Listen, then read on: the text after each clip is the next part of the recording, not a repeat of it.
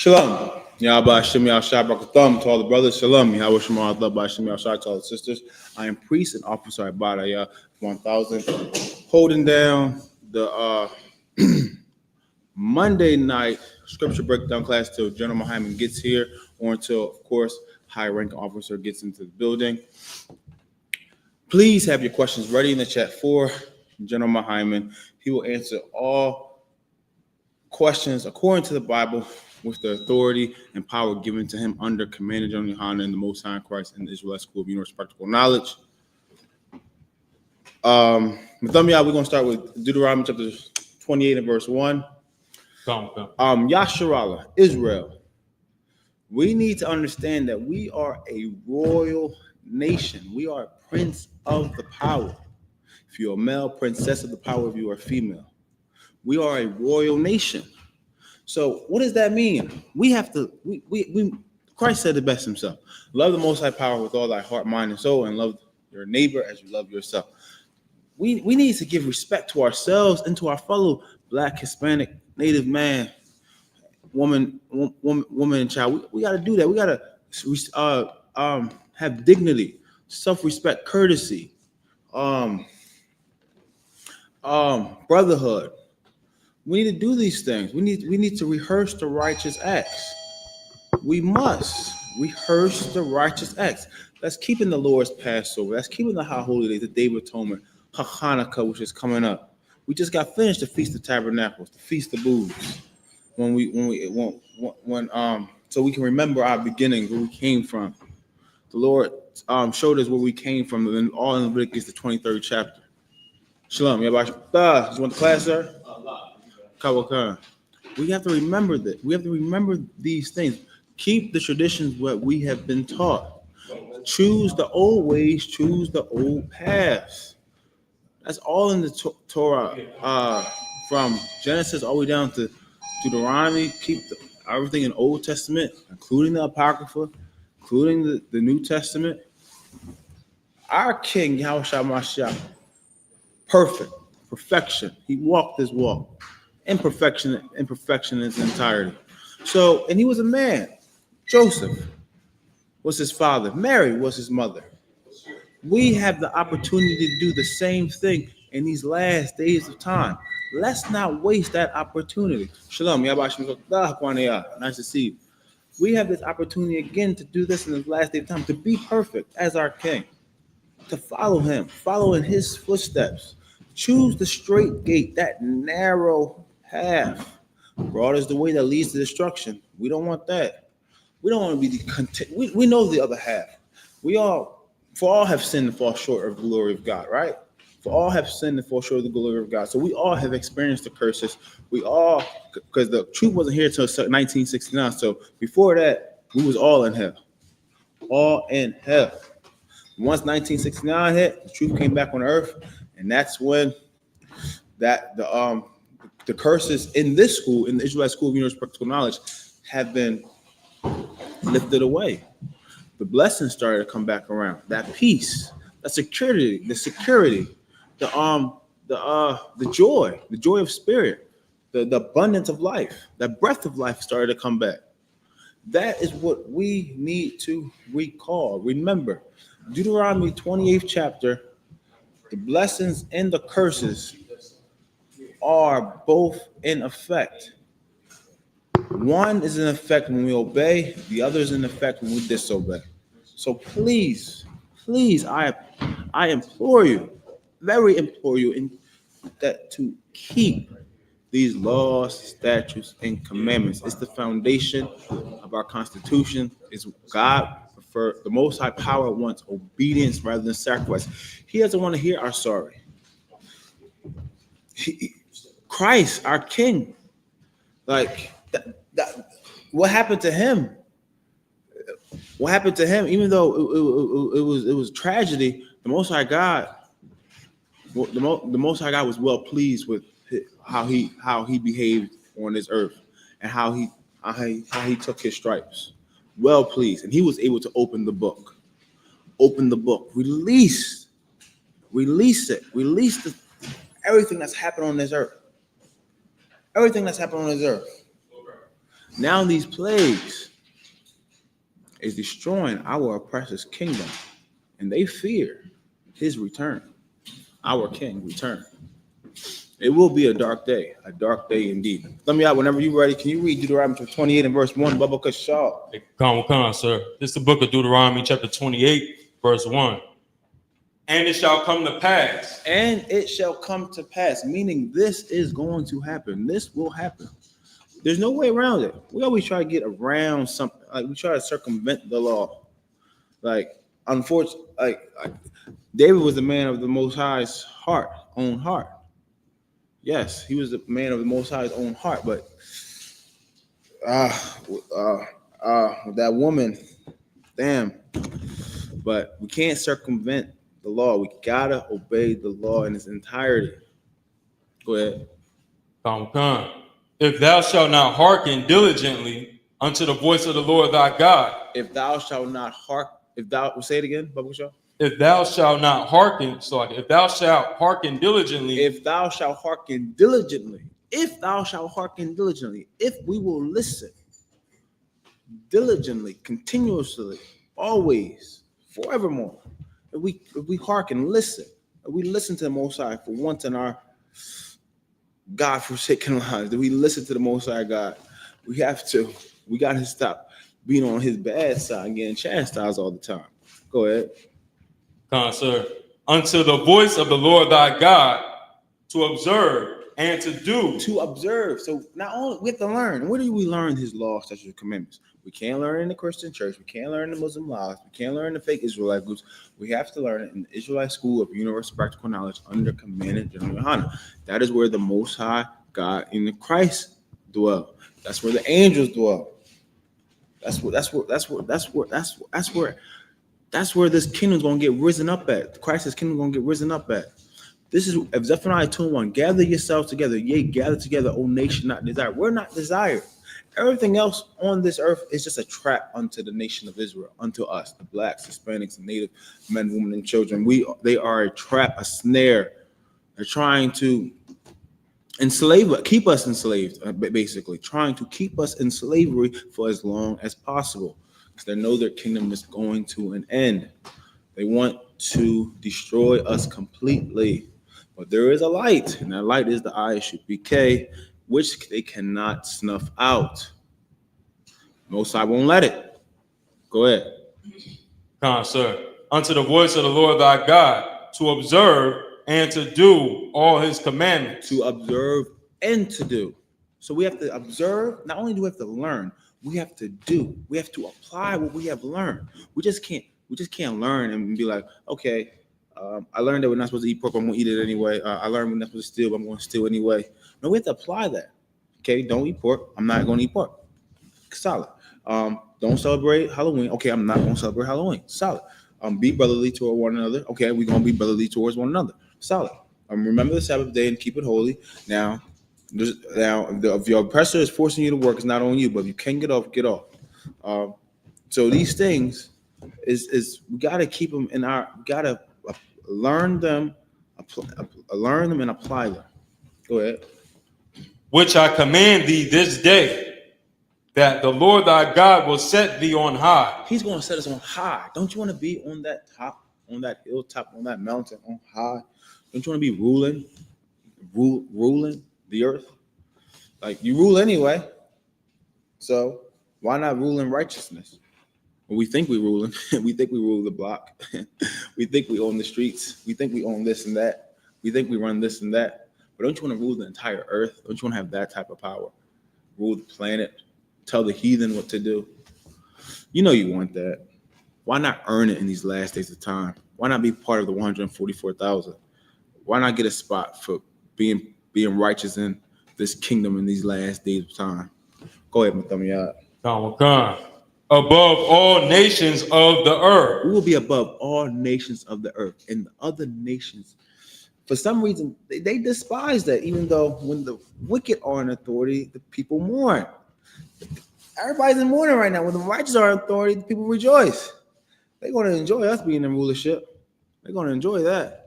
But they'll rather rule. The wicked will rather rule and mourn than be servants to us and rejoice. That is crazy. But that's how they think. What? What Wisdom of Solomon, the second chapter, in one of those verses. Let us oppress the poor righteous man. Like, why can't the wicked? That's how they think.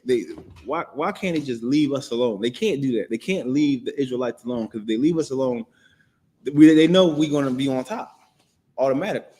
So they have to mess with us. They have to ensnare us and trap us, take advantage of us, because we have a God, a living power that will defend us if we obey him. They don't. Their gods, their idols, they're vain. They're nothing. They can't help it. They have nothing at their disposal. Like the Most High Power, who's in the fourth dimension, he is our power, like the creator of heaven and earth. Like that, we have power here if we obey the Most High God. We are Yahshua, Prince of the power. Just remember that, please. Now let's go to Deuteronomy chapter 28 and verse 15. There's another side of that. We need to get this other side, which we experienced in these last days of time, as you may well know. Go ahead and tell me out. It's the book of Deuteronomy, chapter 28, verse 15. But it shall come to pass, if thou wilt not hearken unto the voice of the Lord thy God. But, see, that crucial but. Now, we know that we're going to be on high. We're going to be on high. But now is that but, that crucial but. So go ahead from but. But it shall come to pass. Meaning this is going to happen. This also will happen. Go ahead. If thou wilt not hearken unto the voice of the Lord thy God. If thou will not hearken. If we will not listen. Well, I don't understand. Why won't we do that? Why are we stiff-necked and hard-headed, Yahshua? Why do we choose to do these things? Why do we choose to go against? We chose to go against Moses in the wilderness. We didn't want to follow our King Christ when he started talking in his parables. We go against the righteous men that are above us. Why do we do this to ourselves? We got to stop that. That's a flaw within us. Go ahead. To observe, to do all his commandments. To observe and to do all his commandments. So when we not hearkening to observe, to do all his commandments, when we don't want to listen, when we don't want to learn, when we don't want to follow his commandments and do them and apply them, go ahead. And his statutes. Go ahead. Which I command thee this day. Go ahead. That all these curses shall come upon thee. All these curses, all these punishments that we are experiencing in these last days of time will come upon us.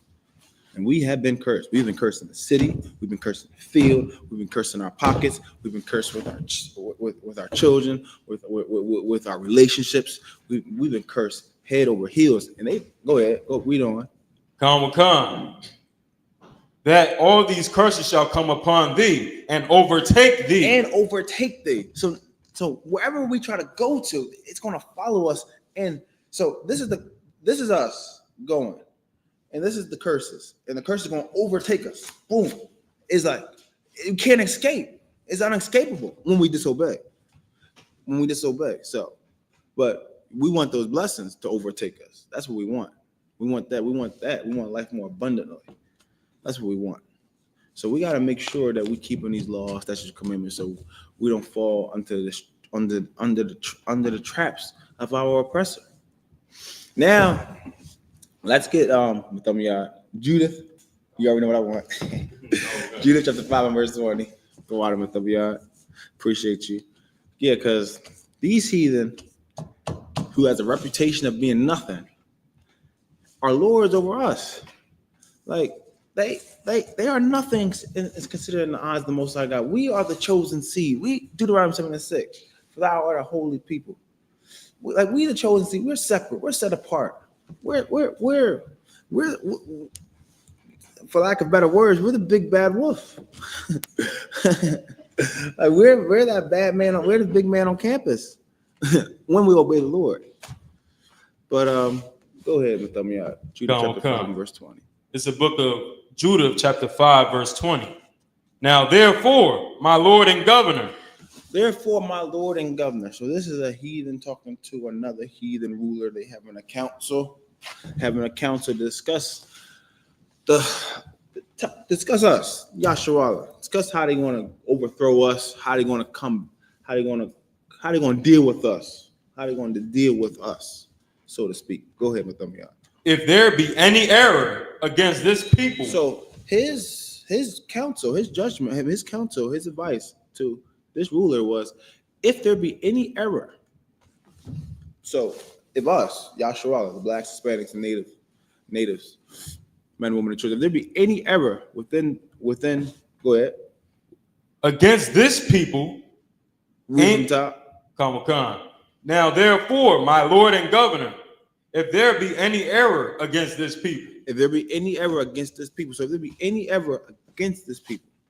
If there be any error, any iniquity, any sin, any transgression of the law, anything that goes against the Lord, Most High God, the creator of heaven and earth, if there be anything such from even the most minute of from the smallest of infractions, from even the smallest of infractions, the most mundane of infractions, the most minute, the smallest sample of pork, the smallest bite of a piece of pork in their mouths, chewing it and swallowing it down their throats.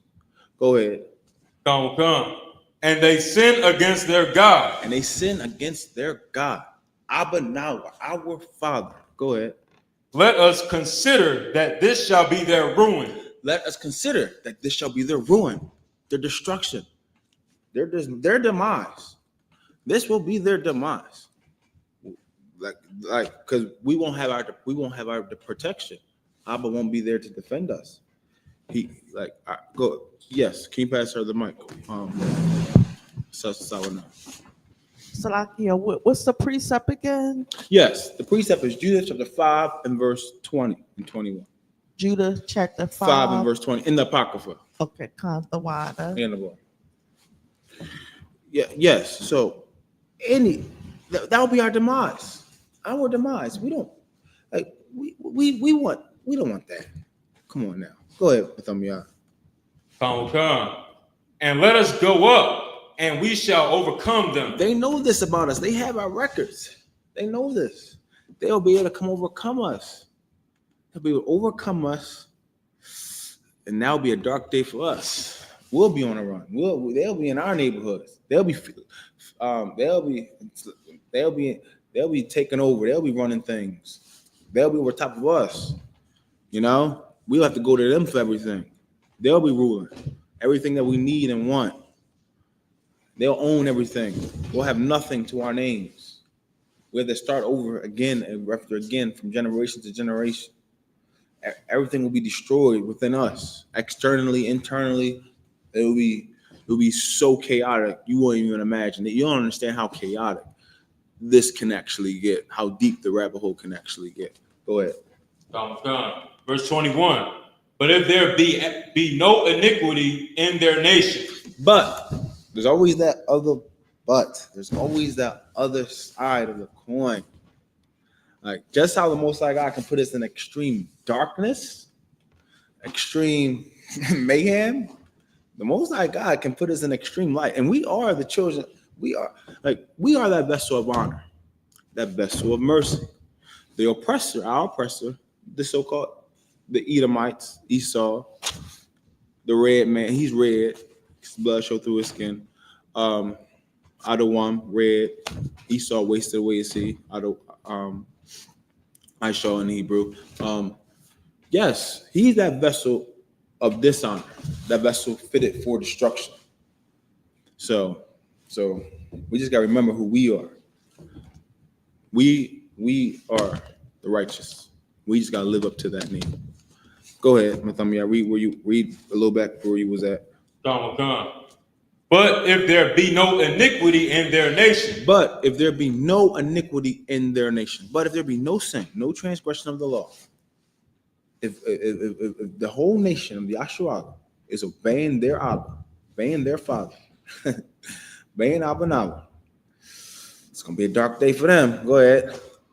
Sir. Let my Lord now pass by. His advice to his Lord was like, let my Lord now pass by, because he already knew what was up.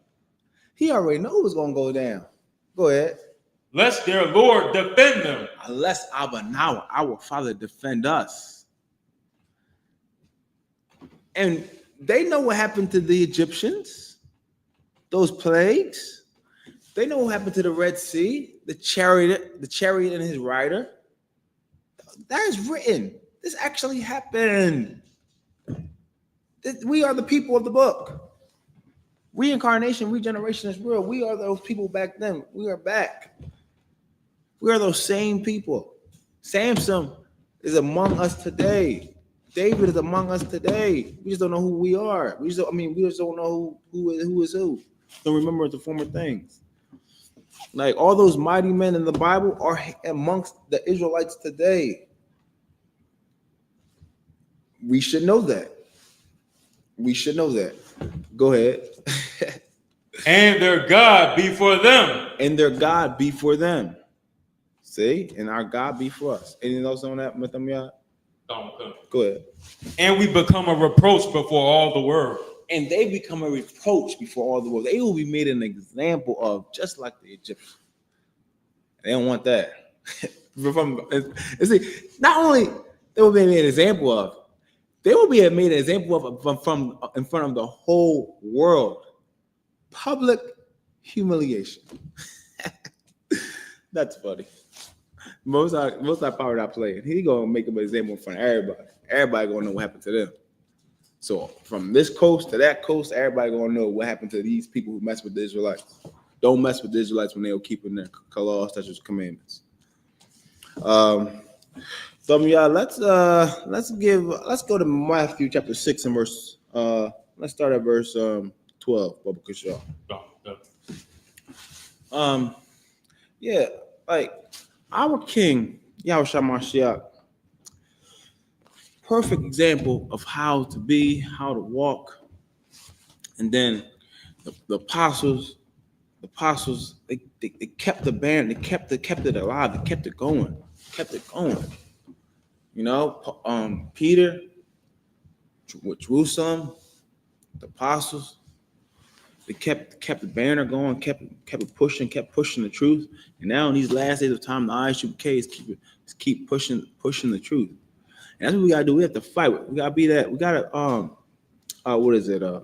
Isaiah 58:1, cry loud and spare not, lift thy voice up like a trumpet. We gotta cry loud and spare not, lift up thy voice like a trumpet. We gotta speak the words of the Most High God. We gotta give our people a chance, at least an opportunity to come in through these doors. We can't just leave them by the wayside and give them at least no hope. They have to have at least a chance. Give them a fighting chance. We got to give ourselves a fighting chance because they are our brothers. They are our sisters. They are our people. Give them a fighting chance. Give them a fighting chance. Go ahead with them. Yeah, read Matthew chapter 6 and verse 12. It's the book of Matthew, chapter 6, verse 12. And forgive us our debts. See, this is part of the Lord's Prayer, as we may know. And it says, forgive us our debts. So we want our debts to be forgiven by the Most High Power for all the wicked things that we have done. Go ahead with them, yeah. As we forgive our debtors. There's a condition that we ask the Most High Power, that we ask him to forgive us our debts if we forgive our debtors. So we must forgive all the infractions that have been done, that are being done, and that will be done. So the Most High God can forgive the debts that we have done unto him. Because what he said, how often shall I forgive him? What, 7 times? No, 70 times 7. Always forgive your brother. Especially if he comes to you and seek your forgiveness. Forgive your brother. And don't hate your brother in your heart. Don't. We can't hate our brothers in our heart. We have to love one another. We have that brotherhood towards one another again. Right. We do. We need that. We are a nation of people. We are all we have. The other nations do not. We ain't gonna have love nowhere else. The other nations hate us. Right. Like the other nations hate us. And if we hate each other, like, where are we gonna get the love from? Right. Where are we gonna get the love from? Like, the Most High God, Christ is up there. Like where are we gonna get the love from? And then the Most High God is mad at us or chastising us because we hating each other. So it's like we just stuck. Like we just like, come on now, we can't have that. We can't have a cold-hearted spirit. We gotta love our fellow man. That's what we gotta do. Let's go to 1 John. Yes, go ahead. About this, sir, what you're saying is so heavy. Like all these other nations, they loving each other day and night. Right. They, you know what I mean? They block us off from getting hired in all these stores. Right. They love each other and they make sure they do that first before anything. Right. So it's heavy what you bringing out because that's one thing. Black, Latinos, and Native Americans, we negate that because, you know, we just want to love one person only, the oppressor. Right. You know what I'm saying? Instead of loving our own, man. Yeah. So Salaki, are you? Oh, that's a good. Get out of hand. That's yeah. What you said was very, very, very true. We have to love our fellow man, fellow black man, Hispanic man, Native man, woman, and child, and not love the oppressor. Definitely. The Most High God hates Esau. Right. I hate Esau, for I hate Esau and love Jacob. Yes. Most High God hates Esau. Come on now. Let's get 1 John chapter 4 and verse 20. Baba Kushar. The Lord, oh yeah. Yes, go ahead. You can read it. This is the book of 1 John chapter 4, verse 20. If a man say, I love God. If a man were to come to you and say, I love God, were to say, I love God, go ahead. And hateth his brother. But then at the same token, he hates his brother. So he's saying he loves God, but he hates his brother. That's weird unto itself, but go ahead. He is a liar. Oh, scripture said he is a liar. Because you hating your brother. How can you love God and hate your brother? Like, the Most High God is not the author of confusion here. Like, the love is keeping the law, statutes, commandments of the Most High power.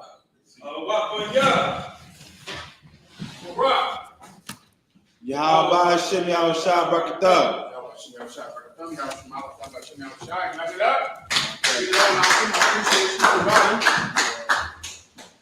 Most High in Christ. Let's get it on tonight. I'll answer all of your questions in the room and out. Mi nombre es General Mahayaman. Estoy servicio de el General YAHANNA. Nosotros somos la Escuela Israelita de Conocimiento Práctico Universal. Comenzamos en 1 Oeste Calle 125, Harlem, Nueva York. Desde 1969, debajo del mando, General YAHANNA. Carnales, esta es la verdad. Si tú eres hombres, español, negros o indio nativo, tú eres Israel, el pueblo elegido de Dios. Tu madre y tu padre dicen que somos un culto y mantienen su iglesia sin culpa, pero su iglesia es culpable de todo lo que nos están pasando.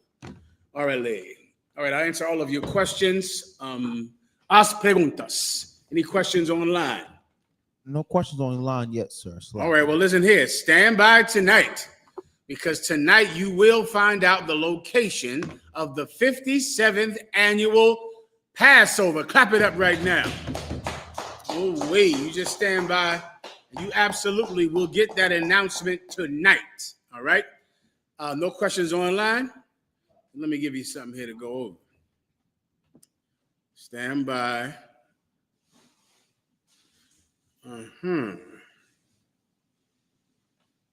Yeah, it's a good one. Hold on.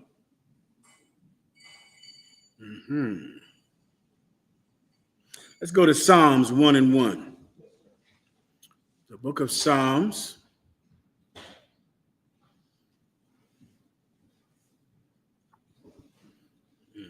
There you go. All right, check that out. Whenever we have a question, you can just let me know. Yes, sir. I'll break it down for you. Go ahead. This is the book of Psalms, chapter 1 and verse 1. Blessed is the man that walketh not in the counsel of the ungodly. Let me tell you something. Being in the truth, right? All of us, once we find the truth, right? We have something available in our life that most of us never had, and that is wise counsel from a wise person. Most of the things you've learned in your life, you've learned from someone. You learned your name from someone. You learned how to walk and talk, and you learned what to eat and what to do from someone. The problem is that that person was not someone that was wise. That was simply the person that had sex with your mother, or that person that had sex with your father, or that person that was in your family, or that person that lived in your neighborhood, or that person that just so happened to be in your classroom, right? That person wasn't chosen because they were wise, because they were actually beneficial to you. But when you become born again and you come into the truth, now you can choose a family structure, a support system based on its righteousness, based on its wisdom. And then now you can get instruction, brother, instruction that is vital to life. Read it one more time. Sir, blessed is the man that walketh not in the counsel of the ungodly. Now, everyone else and you yourself, gracias, and you yourself, before you were in the truth, you walked in the counsel of the ungodly. Like those were the people that you listened to. Who else did you have? You had no one else but your mother to listen to, who had 5 abortions before she had you, and only had you because they told her that she didn't have a choice. All you had was your father, and all he did was get drunk. All he did was smoke weed or smoke crack or shoot heroin, but he's all you had. All you had was the people in your neighborhood who were just as poor as your family was poor, and that's why they lived in that neighborhood.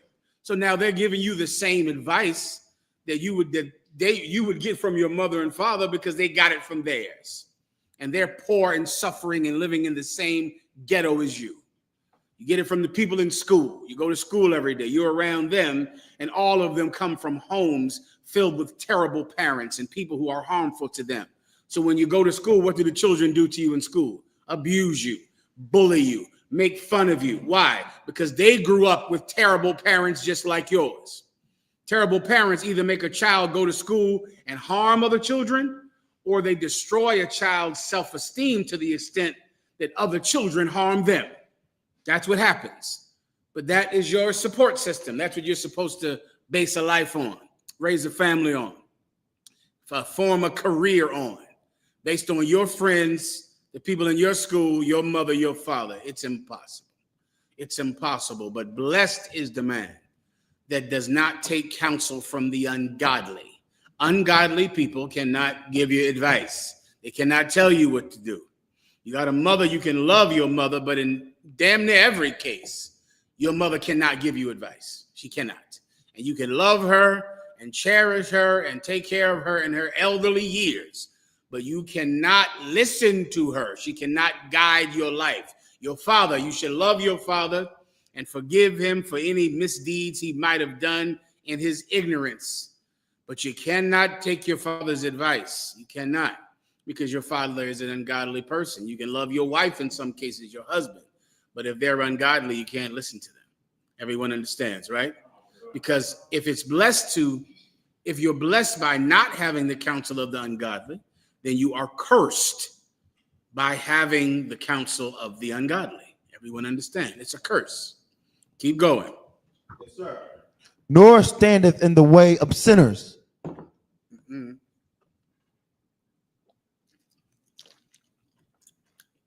It's also a blessing when you do not stand in the way of sinners. What does it mean to stand in the way of sinners? Meaning you are in the path of sinners. You're with them. You're standing in the way of sinners. This is their way, and you're one of them. You're standing with these sinners. So now because you are with these sinners, all of their curses come on you. What's the best example of that?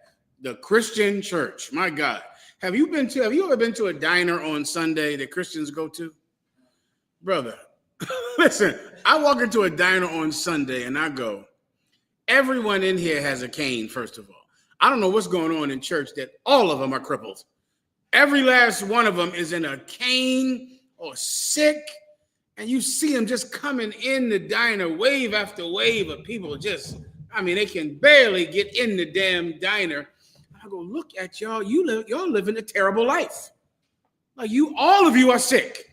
All of you because of the filth that you eat and your lifestyle. Christians are just sickly and disgusting. And to hear what they talk about at those tables, I can only imagine what it's like to live in a house with someone like them. Just sitting in a restaurant with them, I can't take it. I can't just take sitting around Christians as they talk and gossip and are hateful and are absolutely self-hating. I don't know what's more racist, if I went to a Ku Klux Klan rally or dinner after church in a black church. A black church, it seems to me, is absolutely as racist against black people as a white supremacist group because they talk the same language. I mean, black Christians hate black people, hate them. And if they were white, you would just say, this is the most racist white man I've ever heard, but he's black. This is the most racist black woman I've ever heard, but this is the most racist white woman I've ever heard, but she happens to be a black woman. If you're with them, then the things that happen to them are going to happen to you. You keep going to that church. Before you know it, you'll be a child who got molested in church, and it broke your heart. It destroyed you. And if you keep going to church, you are going to molest someone in church. You're going to do it. Even though when it happened to you, it was so terrible and your mother didn't believe you and you didn't know what to do with the information and you were scared. But you just keep singing on the choir, don't you? You never stop going. You just keep going. You just keep singing and swaying back and forth and beating that stupid tambourine and getting that Holy Ghost dance, even though terrible things have happened to you in that church, but you didn't stop going. You stayed in the way of sinners. You stayed in the place with the people that molested you. You were there. Well, guess what? Well, in a little while, before you know it, you're going to do the same thing to someone that happened to you. You have to get away from sinners, which is why the Israelite School of UPK is such a sanctuary, because it provides a place of safety for people that don't want ungodly counsel, for people that don't want to be in the way with sinners. They want to change in their life sincerely. Things that drug and rehab programs only can offer to you, but really they can't give you the thing you need to never relapse, to never go back. That drug and rehab, although drug and rehab programs are very helpful to a lot of people because it gives you some form of support system that can help you get 90 days, help you get a year, help you to get a week off of drugs. But relapsing is built into the program of NA or Alcoholics Anonymous because eventually you're just going to relapse, right? Also, they teach you to smoke cigarettes in those programs because you need a little something to get off of heroin. So they encourage cigarette smoking. It helps when you're trying to fight alcoholism, which of course is going to be the venue that will lead you right back to heroin. So many things try to help you. You might go get involved in sports. Many young men do that. You grow up in a broken home, a terrible home. You get involved in sports. You're hoping that this coach will be the father figure you've always wanted. That's what you're hoping. And you go there and you try and you try. And then like Mike Tyson, Sugar Ray Leonard, and Oscar De La Hoya, you'll find out that the coach child is going to molest you too. The coach is also a child molester. Or like every child that went to Penn State from, I think, the 1970s to the 1990s, everyone was molested. You'll find out that even this football or basketball is not a place that can help you to change. And so you just grow up and you're a former basketball player who's in jail, a former football player who's in jail, a former basketball player who's addicted to drugs. It doesn't help. It doesn't help to the extent that it changes you in a permanent way. Well, the Israelite School of UPK makes permanent changes in your life. Absolutely permanent. If you adhere to them, and if you hold, and if you can screw your courage to the wall, then you don't ever have to relapse. You don't ever have to go backwards. You can be born again. Everyone understands, right? Any questions? I'm sorry, let me get the young brother in the room. You got it out. Shalom, General. Can I get a breakdown on Ecclesiasticus 9 and 1 and 3? Ecclesiasticus. Come on, sir. Well, is there a main question that you're asking? I wanted to know when you were talking about the evil lessons against thyself. No problem. Go ahead and read it. The book of Ecclesiasticus, chapter 9 and verse 1. Be not jealous over thy wife of thy bosom. That's a very important precept, Doc, especially when you're young coming into the truth and you're trying to learn how to deal with women. Dealing with women is, I don't know if there can be a more dangerous misunderstanding than if you don't know how to deal with women. It is extremely dangerous, right? So the Bible is full of precepts like this one to teach you how to relate to women, how to handle women, all right? So it says, be not jealous. Keep going. Be not jealous over thy wife of thy bosom. Over the wife of thy bosom, meaning this woman is in your heart. That's what it means when it says she's in your bosom, that she has your heart. You love her, but do not be jealous over her. Now, the Bible says that God is a jealous God. So that might be confusing. I will help you to relieve yourself of that confusion. Be not jealous over the wife of thy bosom. Keep going. And teach her not evil lessons against thyself. And teach her not an evil lesson against thyself, meaning against you. This is the scenario or the context. You have a woman, right? But this woman is a whore and you love her, which if it hasn't happened to you, it will, unless you listen to the Israelite school of UPK. You will absolutely fall in love with some woman that has sex with everyone, that had sex with all of your best friends, that had sex with everyone in high school, that had sex with everyone on Instagram. But you will love her and never want to let her go. And because of that, when she flirts with other men, when you find other men in her inbox, when you see that she's talking to other men, when she brings up her ex, that's a tool of a slut. Any slut that says, my ex, I could call him tomorrow. Other men will look at me. Other men will give me attention. Why don't you? You know, my ex, my child's father. Yeah, he's coming over tomorrow to see his kids and I'll talk to him. Any woman that brings up another man to make you jealous, the minute you show her you're jealous, then she is going to continue to do it. It's like it's human nature, Rock. You're giving her a positive effect for doing a negative thing. Do you understand? So if I have a dog and I tell the dog sit and I give him a treat, then the dog is going to sit more and more. If the dog bites me and I give him a treat, then the dog is going to bite me all day. Well, guess what you're doing with that slut wife you have?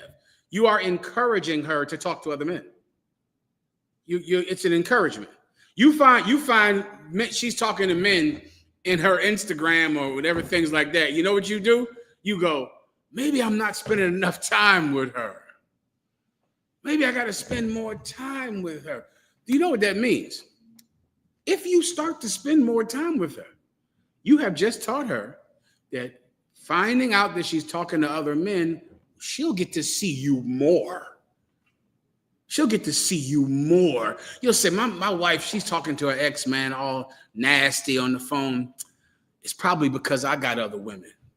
It's probably because I'm not paying enough attention to her. Here's some flowers, baby. Let me try to keep my family together. Let me make up with you. If you bring those flowers in that house, if you try to keep your family together, you have just given her a positive result of doing a negative thing. And brother, that inbox is going to be filled. Do you understand?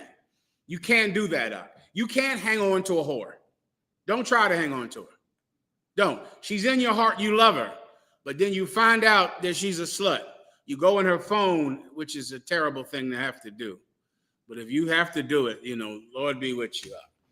Or you go in her Instagrams or Facebookings or whatever, social media, and you find out she's talking to her baby's father. She's in your heart. You love her. Walk away. Leave her. Leave her. You got 10 kids with her. Leave her. Do you understand? Leave her. Do not let your son look up every day. You found out she's talking to other men, right? You found out about it. Your wife gets drunk all the time, and when she gets drunk, she gets sloppy, and she hangs on other men, or she talks to other men, or she's in her car talking to men. You found out, didn't you? Well, your son is going to find out. Don't you understand that? He lives with her. Your son is going to catch his mother talking to other men. He's going to find out. Your daughter is going to find out. They're going to know. They're going to say, where's mommy going? Mommy was on the phone. She goes into the bathroom to hide to talk to those men. Well, the daughter is going to hear mommy talking to other men. And she's going to look at you every day like, my daddy is not a man. Look at my daddy. Look at him while my mommy cheats on him. Now your children will look at you like you're a cuckold, like you're some filthy victim of some slut. Your children will have more respect for you if you left her. Then now your children, whenever it comes up, why'd you leave out the house? Well, baby, sit down and I'll tell you why I left. Because your mother was having sex with other men. And I'm a man, and I can't do anything like that. I can't be with a woman like that. And young man, I pray that you will never either. And young woman, I pray you will never be the kind of woman that has sex with other men. You shouldn't be like your mother. You should love your mother. But your mother can never give you counsel. Your mother is a sinner. So don't be like her. You can have that talk with your daughter if you leave. But if you stay, and if you go, but I want to keep the family together. And why do you want to keep the family together? Who knows why? Because your father left. He left. And so you'll let your wife have sex with other men. You'll say, we're gonna keep the family together because you don't want to be like your father who left, do you? After your wife cheats on you, then I want you to ask yourself a vital question.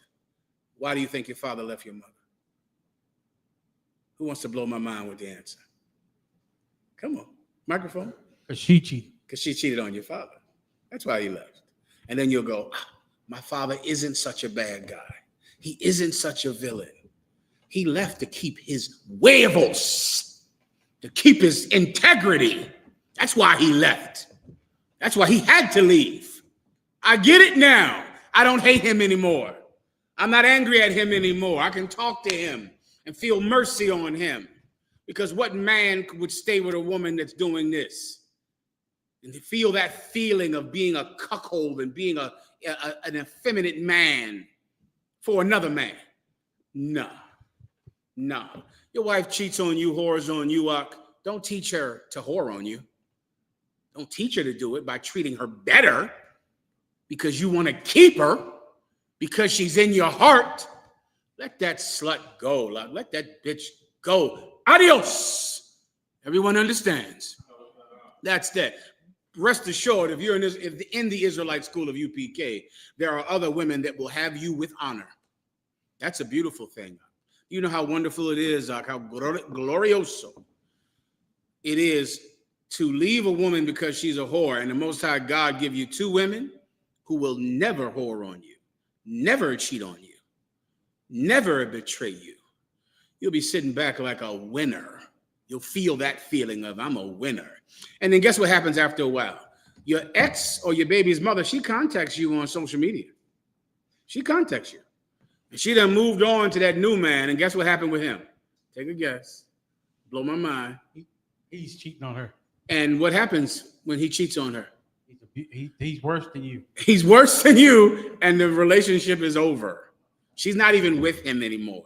This cat that she was talking to in the bathroom, this cat she was sneaking, and making you feel like he was a better man than you. She's not even with him anymore. Now she contacts you on Instagram, and now she wants to talk, but she is blocked on social media. Her smoke signals are blocked. You understand? So she lights up a flare. You don't see it. She burns a bush. You never saw it. Everyone understands. Próximo.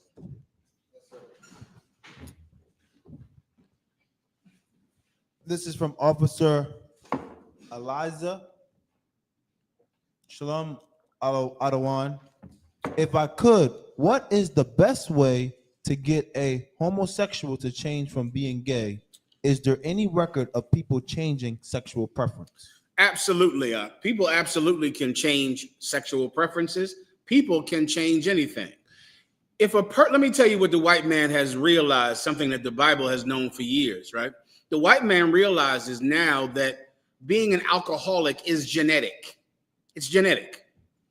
There's a genetic gene in alcoholics that predisposes them to have a lust for alcohol that is almost impossible to fight. Alcoholics, like in many cases, they translate alcohol into calories. You know what I mean by that? Meaning alcohol is their food. Their body does not process food the way yours and mine does. Their body processes alcohol the way your body processes food. So asking them to stop drinking is like asking you to never eat again.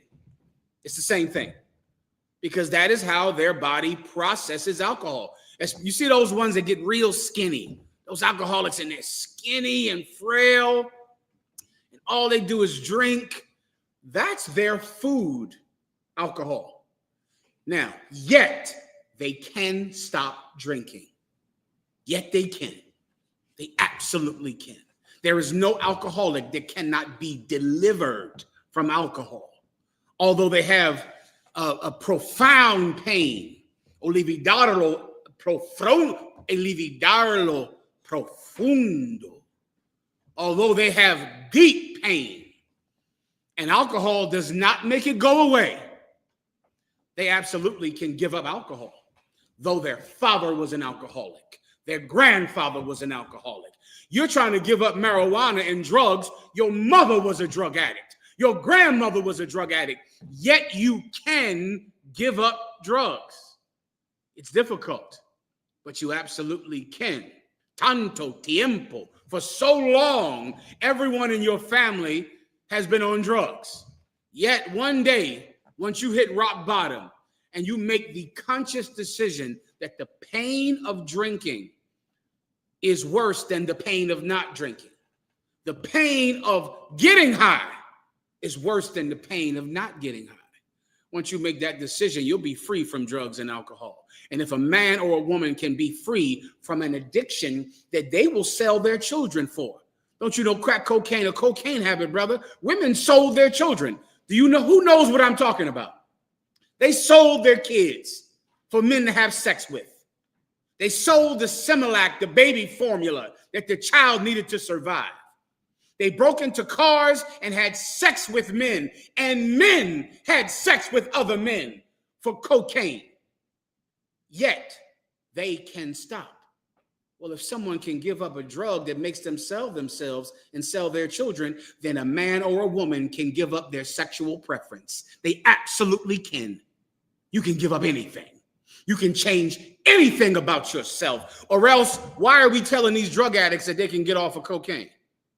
You know what heroin does to a person, Ak? Do you know the need of heroin and how strong that is, Ak? The need of heroin is so strong, society doesn't even tell you to get off heroin. They put you on methadone. That's how powerful heroin is. Instead of saying, listen, quit heroin, a doctor will not say that. A doctor will say, don't quit heroin. Because what will happen if you quit heroin cold turkey? Who knows what will happen? If you haven't been exposed to this, I congratulate you. You die. You die from just saying, I'm getting off of heroin. I'm not taking heroin anymore. The withdrawal symptoms that your body goes through, you could die. You could have a heart attack and die. So what does a wise doctor say? Don't quit heroin. Scale down on methadone. Get on a methadone program. Methadone is a small amount of heroin. And each week you come back to get some, they put a smaller amount of heroin in your methadone, smaller amount of it. So you wean yourself off of heroin. That's how powerful heroin is. You don't even get off it. You wean yourself off it. Can you get off of heroin? Absolutely you can. Then you can stop being a homosexual. because you're not going to die if you stop being a homosexual, but you could die from giving up heroin. You could die. Yet you do it nonetheless. Why? Why does a person give up heroin? Why does a person give up cocaine when they sold their children for it? Imagine the women you're asking to give up cocaine. Some woman that let a man molest her daughter because this man had money. And so she let the man go into her child's bedroom. Yet you're telling her, give that up now. Why does she? Because it has hurt her to the extent that she can take it no more. She can't do it another day. And she can give it up. And if you're a homosexual or a lesbian, you can change. You can give it up. You can kick the habit of homosexuality. I pray you understand. That's your question, huh? Sí. Claro que sí. Yes, sir. Anything else? This is from Natazar Gabar. Slakia, General, if I may, with your grace, may I get a general breakdown of Psalms chapter 25, verses 21 through 22. No problem, Mark. I'd be happy to. Go ahead. This is the book of Psalms, chapter 21. This is the book of Psalms, chapter 25, and verse 21. Let integrity and uprightness preserve me, for I wait on thee. Verse 22. Read one more time. Let integrity and uprightness preserve me, for I wait on thee. One more time. Let integrity and uprightness preserve me. There you go. Let integrity and read one verse above it. Kabakan, verse 20. Oh, keep my soul and deliver me. Let me not be ashamed, for I put my trust in thee. Damn right. That's an important precept to understand. You said not as I asked this question, right? Yes, sir. Not as I. That's an important question to understand when you're in the truth. Because when you're in an evil world and you decide to become a righteous person, you can be embarrassed for being righteous, right? You can be like, you'll be ashamed of it. You'll be ashamed that you're not getting high. My God, I can only imagine what you young brothers go through. If you hang around young people in the world and you don't get high, your uncle must be looking at you like you're half a homo because you're not getting high. When you don't have sex with whores, when you won't have sex with a woman if she says she has a man, your cousins must think you're half a homo for not doing it. You women, forget about it. Women in the Israelite school of UPK, they go through hell a lot. They go through hell. Why? Because every woman in their life calls them stupid because their husband has other women. They're stupid. Look at you being stupid for him. You letting him be with other women. Her mother calls her stupid. All her sisters call her stupid. All of her friends that she used to trust call her stupid and ignorant. They're all single. Did I forget to tell you that? Every last one of them. But she's an idiot for staying with that man. She's dumb for doing it, right? And because of it, sometimes you can be embarrassed. You can be ashamed. Read the precept one more time. Yes, sir. From 20, sir? Yes, please. Yes, sir. Oh, keep my soul and deliver me. Let me not be ashamed, for I put my trust in thee. Damn right. Let me not be ashamed. But when I don't smoke weed and I don't have sex with whores and prostitutes I meet on Instagram, and when I'm a woman that can wear a dress without being ashamed to wear a dress. Were you aware, but some of y'all that women are going through that in the UPK? They go around other women up and they have a long dress on and they go, what are you dressed like that for? He got you dressing like that? He got you dressing like that? Look at how a woman is ashamed to wear a long dress. She goes out with her friends and she's not dressed like a whore.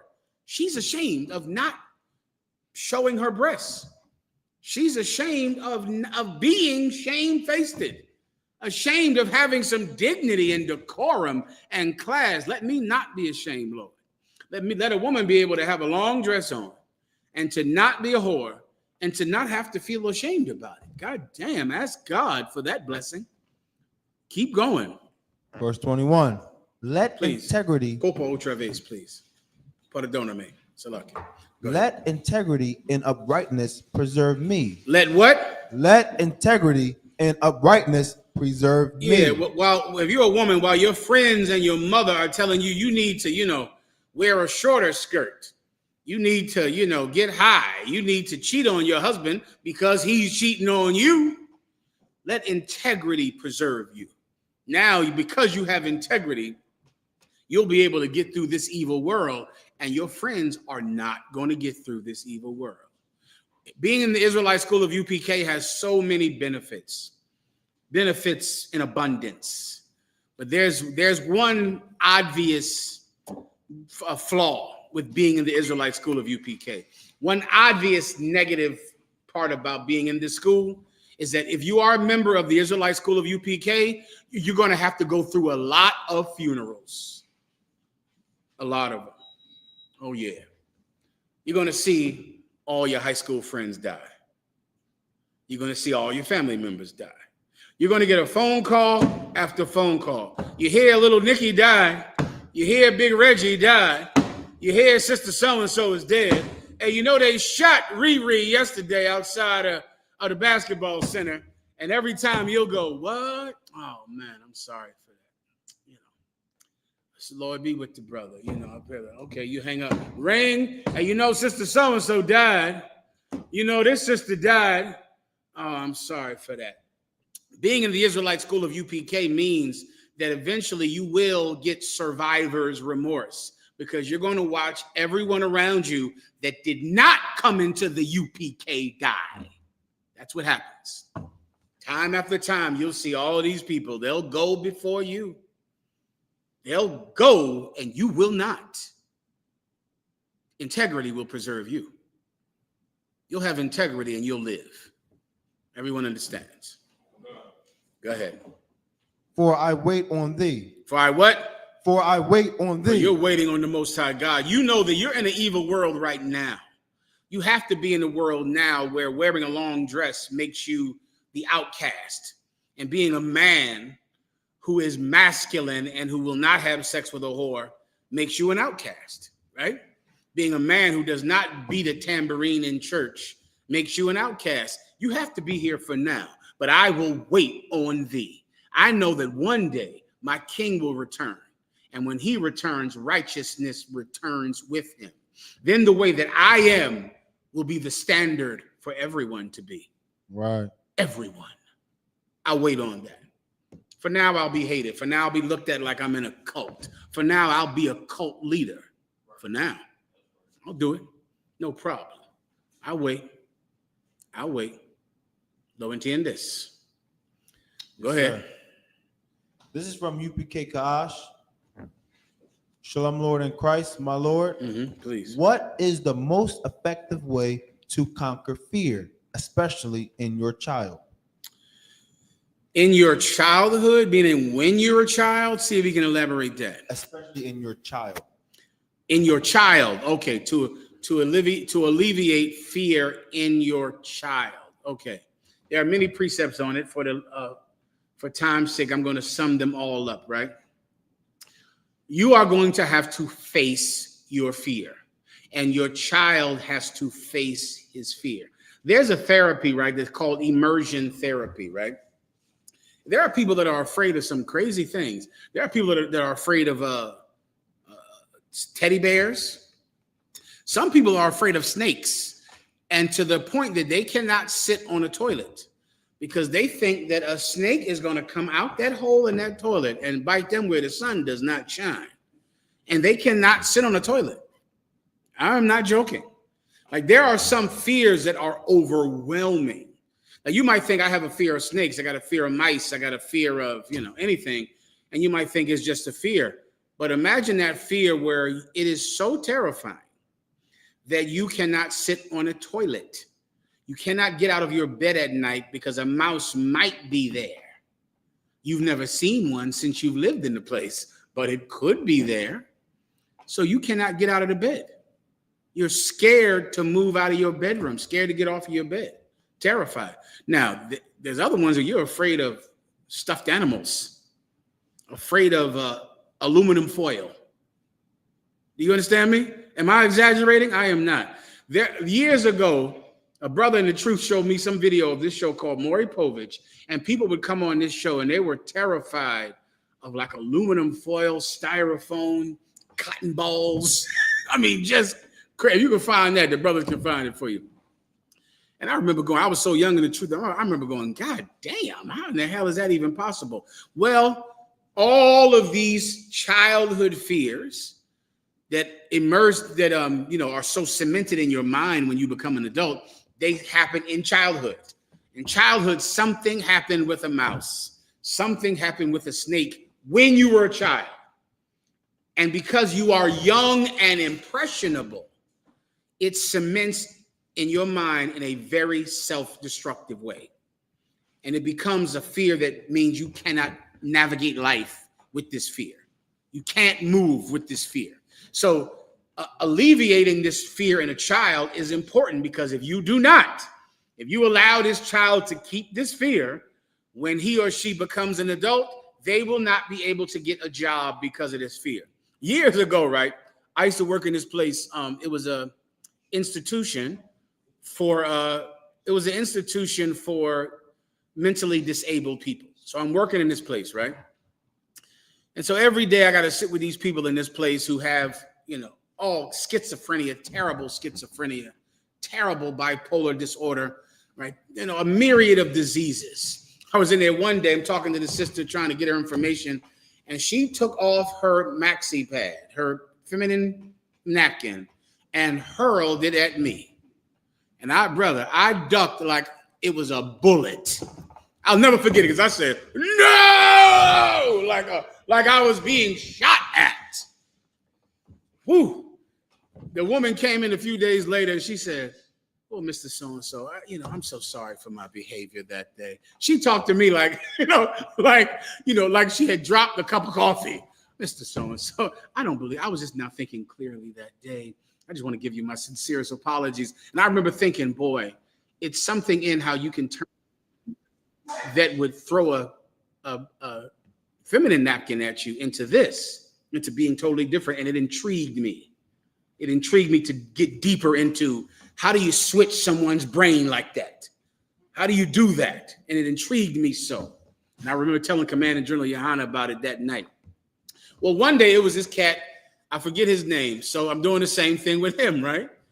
And he's talking to me, and he said, and I'm looking at him, and he sounds so normal.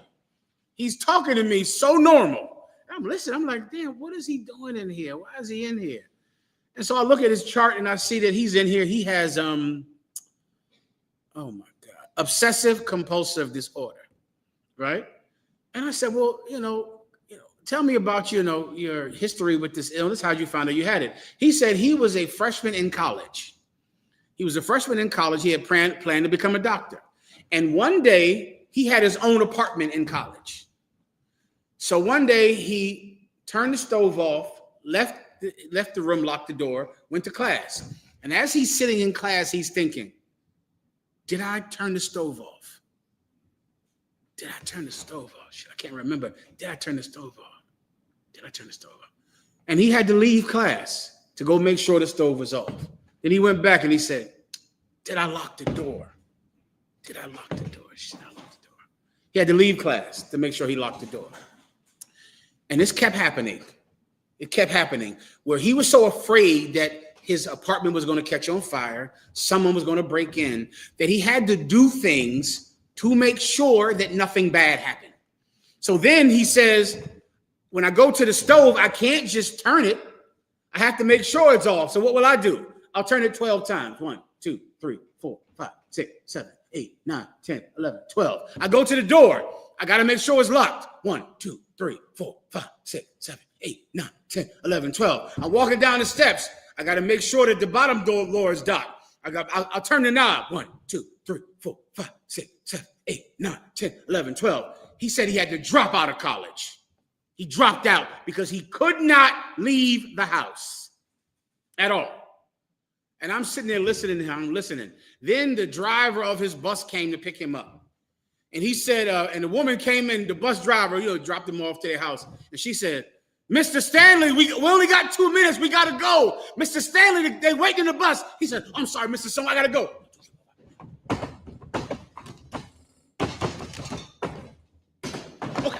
you born. Just like that. And then he ran outside, and the woman said, I just tell him that we're late so he can do it fast, because I know he has to do it. So I always lie to him and tell him we got to leave, because I know he has to bang. He went over to the exit sign and tapped it 12 times. He went over to the table, hit it 15 times. He went over to the door, turned the door knob, and I'm watching him go, oh shit, I gotta run, and got in the bus. And I thought to myself, what a hell to live in. That is a hell to live in. That's a hell. That is he is a prisoner in his own fear. He's terrified of what will happen if he doesn't touch that exit sign. What will happen? His mother will die if he doesn't touch it 10 times. A child will die if he doesn't tap the table 15 times. If he doesn't cross his fingers, what will happen? If he doesn't do this, what will happen? Do you understand? Please, Matamya, get the microphone. He might die or something like that. He might die, right? So he gotta cover himself in the blood of Jesus. He has to do it. Come on, I gotta do it. I gotta do it for Peter and the apostles, and for Paul and for Mary, on the baby Jesus. Oh, Jesus. Nah, you cannot live in fear. You can't. Fear will only live. I pray you understand.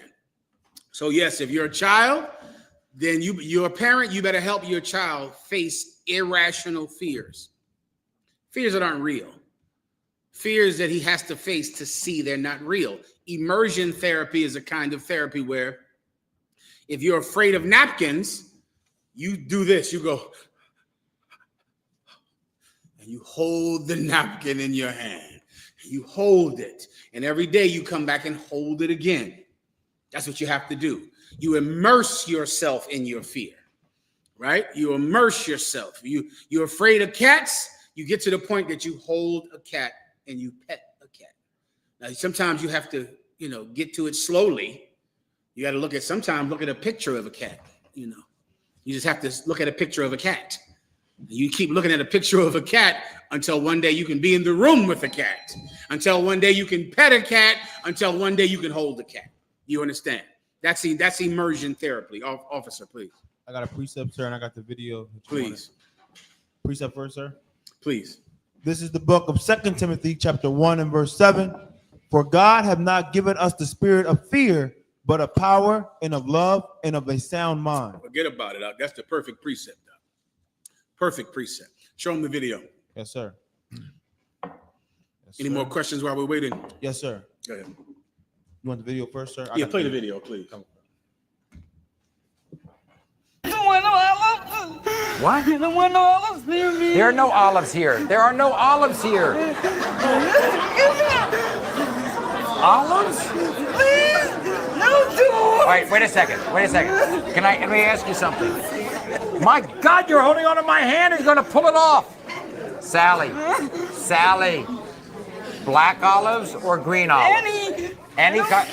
Doesn't matter. Okay. Why olives? Because they remind me of dead people.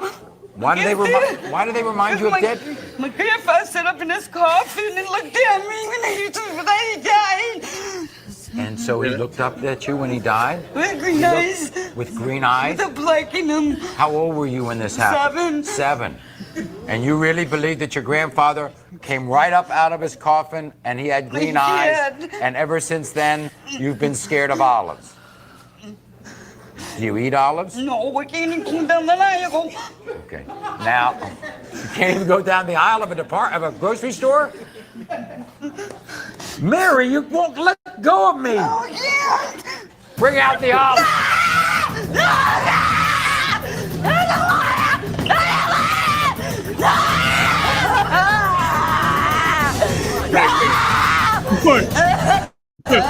Somebody needed to whoop Maury Povich ass. One of these days, Maury Povich needed his ass whooped for about 30 years. So you're afraid of olives? You're scared of olives? Bring out the olives. Maury Povich, he was a terrible human being. Microphone, go ahead. If I could, so I used to watch Maury religiously. I'll tell you this, General. always thought that those cameramen had incredible stamina. The cameraman wore sneakers. That's for damn sure. Because they had to run. You're afraid of olives. Your grandfather had green eyes. Okay. Bring out the olives. Well, you hear what she said. She said her grandfather died. He had green eyes. And she, as a 7-year-old, saw the green eyes on her grandfather in the casket. That's it, brother. That's what happens. It always stems from your childhood, from that young, impressionable age. A lot of you people that think you're homosexual, you think you're gay, all you are is a victim at an impressionable age, at an age when someone else decides your sexuality. Your child molester touched you at 6 or 7. And so now because of that, you think you're gay. You think you're born this way. No, you were born with a child molester as an uncle. That's what you were born as. You were born with a child molester as a stepfather. That's what you were born as. They took it from there. I pray you understand. All right. Is there anything else? Any other questions? Yes, sir. I'm sorry, you died. Please. Now, before I say, I know the answer to this question, but I need you to answer it general. I totally get it. Because a few brothers came to me and asked me this, and I said I'll ask for you. They wanted to know if it was tawab for them to teach on either Monday or Thursday while you're teaching. Yes. Yes, they absolutely can. That doesn't matter to me at all. I don't know any teacher that would matter at. You teach every goddamn day. Teach all the time. Teach at the same exact time I'm teaching. I do not care in any way. Now, I don't know what, your camp leader, I don't know what city you're over if they care. But absolutely, I encourage you to teach on Monday and Thursday. Teach all you want. Your success, brother, I pray for daily. We share in success in here. They can watch this class or watch yours. If they come into the truth, they'll be with both of us. It's all the same to me. It means nothing to me at all. I encourage it, if that was your question. No problem. Go ahead. Yes, sir. This is from C. Ellis. Can we get a breakdown of Revelation chapter 12 and verse 9? Absolutely. Go ahead. This is the book of Revelation chapter 12 and verse 9. And the great dragon was cast out, that old serpent called the devil. Yeah, this precept is speaking about our oppressor, the so-called white man, who we call in the UPK our oppressor when the internet began. Our oppressor, he is the great serpent, he is the old serpent, the great dragon. He's called a serpent because he lies. The word devil means deceiver in Latin, deceiver. All right, diablo, deceiver. That's why he's called a serpent, because he lied to Eve in the garden. That old serpent, the reason he's the old serpent is because he is from the beginning, from Genesis, and due to him and Eve and their bond that they made, her being stupid enough to want so much power that she could believe someone that's a liar like him, that covenant that they made is how death came into this world. Our oppressor and our women. That's where death comes from. All right. He's the old serpent because he's such a liar. He's that great dragon, great because he has power. He's so powerful. Now, boy, when I broke this scripture down when I was an officer of 50, I would talk about the stealth bomber. How the stealth bomber is literally a flying predator. Then years later, they came out with the predator drone, right? That's a dragon, a flying reptile that rains fire down from the sky. Now, there's no one even in the plane now. That's how much of a dragon he is.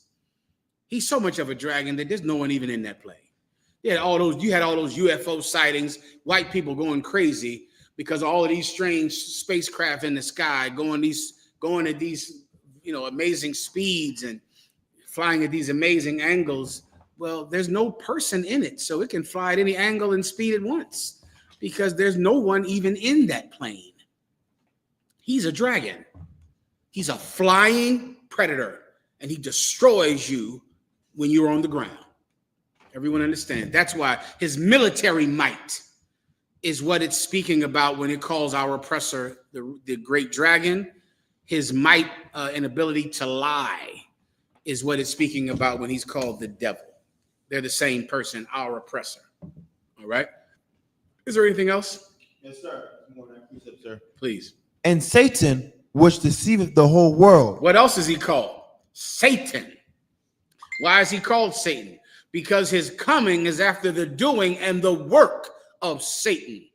If an oppressor is in your life, if an oppressor is in your life guiding you, Satan is guiding you. Satan is in your life because he works for Satan. That's his goal and his intent, to work for Satan, to be the tempter in your life, to be the one that tempts you into drugs, that tempts you into division, that tempts you into sin. That's his job, because that is Satan's job, and every oppressor represents Satan, Shaitan in the Hebrew. Anything else? And he was cast out into the earth, and his angels were cast out with him. Boy, in this vision, which must have been glorious, he saw this devil, this dragon, be cast out into the earth. So imagine a big castle, and this person is in this castle. All of a sudden, the door opens up, and someone just takes them by their belt and their shirt and throws them out the castle into the dirt.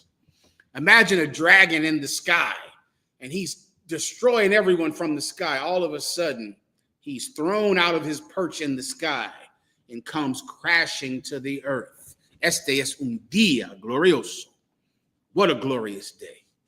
That's what John saw in his vision. That represents our oppressor losing his authority, losing his power, losing his military might, losing the prestige that helps him to convince people that what he says is true, though it be a lie.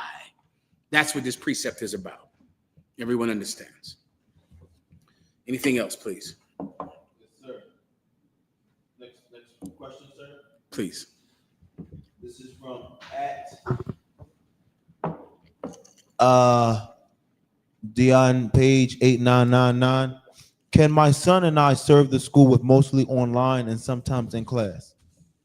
Well, there's absolutely situations that might call for you to serve the school online. What you want to do is contact your camp leader, the camp leader or the captain in your city, and let him know what your situation is. You might have a particular situation. Some brothers are in prison. Some brothers can't leave. They're in a halfway house or a program where they cannot come to class. Some sisters are in programs like that, right? There might be some reason why you cannot come to class.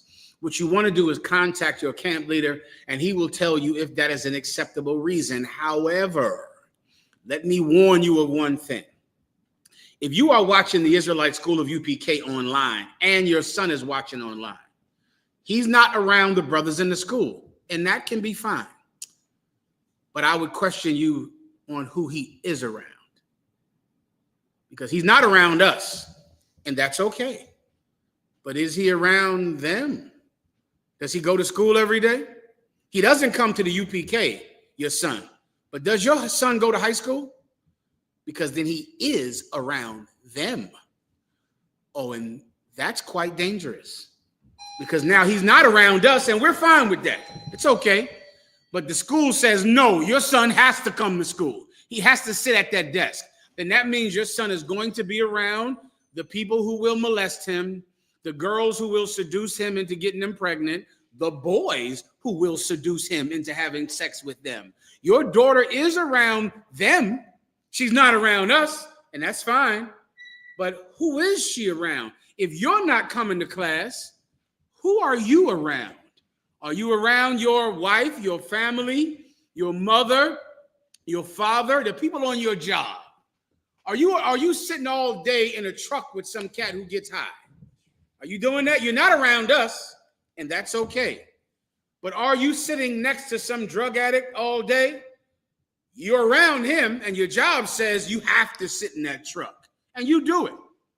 See, many of us, you have an option to not come to class. You have an option to watch the school online and not sit in a chair, not come to High Holy Days, not come to the 57th annual Passover, which will be in Stand by for Commanding General Yohanna's class. He'll bring it out up there. Clap it up for Commanding General Yohanna. Tonight, immediately after this class, Commanding General Yohanna will tell you where the 57th annual Passover will be. It was hard work. It took great diligence, by so many brothers and sisters to achieve this goal, the goal of the Passover every year, and to do it on the exact right date. It's a terrible undertaking, terrible to go through for you. And Commanding General Yohanna does it with pleasure. Well, tonight, Commanding General Yohanna will announce where the 57th annual Passover will be. You might think you don't have to come to the Passover. You watch class online, and that's okay. But your son goes to school with those drug addicts and drug dealers and gay people and those teachers that are going to molest him and those girls and those boys. You go to work every day on your job, right? With Jimmy and them. And they getting high on their lunch break. And they're smoking. And that girl who you talk to every day, you're becoming her work husband. You know that, right? You're becoming her work husband. You laughing and going to lunch with her. She has a man. But you see her every day, don't you? Right? So you're not around us. I would just be careful with the people you are around, because you might need to be around us so that you can be stronger when you're around them. That's just my fatherly advice. Oro por tu entendimiento. Próximo. Please, sir. Please. When we were just at Revelation 12:9, I think I had a precept for that, if I may, sir. Please.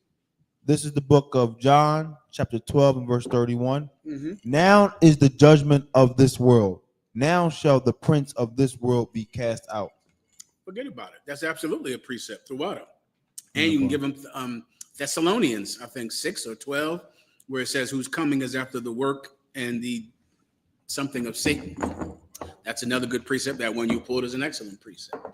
All right. Is there anything else? Yes, sir. Mm-hmm. We got one from I.S.U.P.K.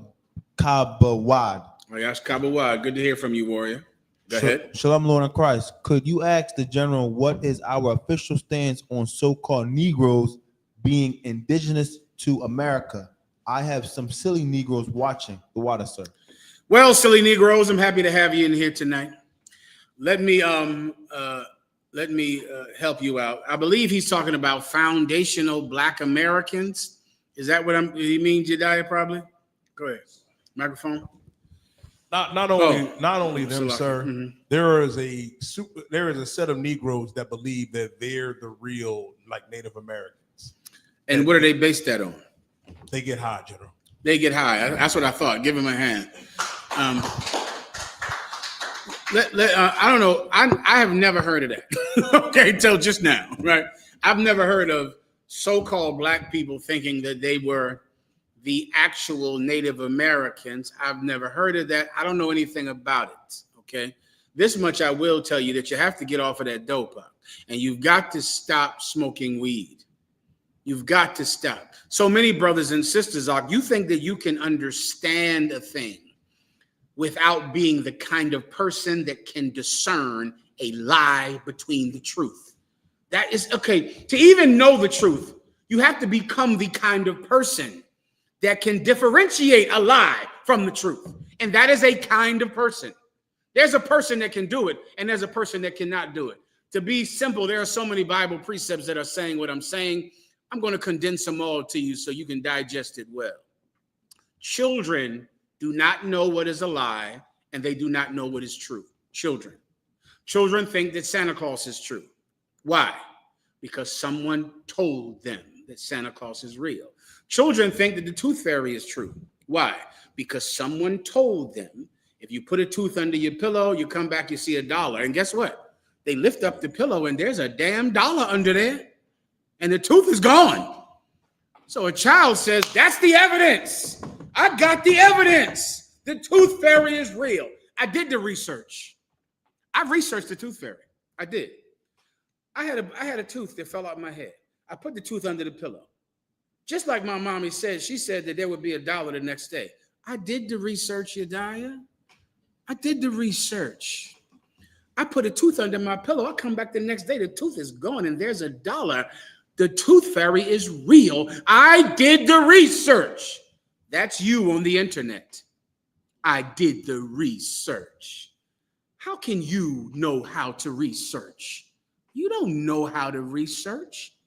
You did the research that a child does by looking under his motherfucking pillow. You don't know how to research anything. You're a child. Well, who can discern the truth from a lie? A grown man. You have to grow up. Now, here's the problem. To grow up, you would have to have discipline, restraint, because that's what men have and children don't. Discipline, restraint. You don't have it because you're a drug addict. You smoke weed. You cannot get off of weed. You have to get high. You must get high. Then you're a child. You need candy for dinner, right? You have to have candy. You must have Kool-Aid. You have to go outside. You have to play. You have to play video games until your eyes bug out your head. While you're high, you're a child. You're a kid. You research on the internet the way a child looks under its pillow for the tooth fairy. You're not a man. Now, in the Israelite school of UPK, we are grown men. We don't have the deficiencies and the sicknesses and the weaknesses that you have. So because of that, we see the tricks that a mark like you will never notice. You thought wrestling was real, didn't you, back in the day? I know you did. I know you did. You knew. I remember being a 12-year-old or 11-year-old. I told my father, I said, listen, wrestling is real. I remember telling him, he said, come on, wrestling is not real. I said, they got the blood. The blood is running down the face. He said, wrestling is not real. I said, man, I don't know what the hell he's talking about, man. I don't even know what he's talking about. Wrestling ain't real. I was a kid. You understand? I was a kid, and he was grown. Well, in the Israelite school of UPK, we're grown, and you're a drug addict, weed addict, video game addict, whore addict, Instagram addict child. We'll tell you what's true, young man. You just have the sense to listen. Yediah.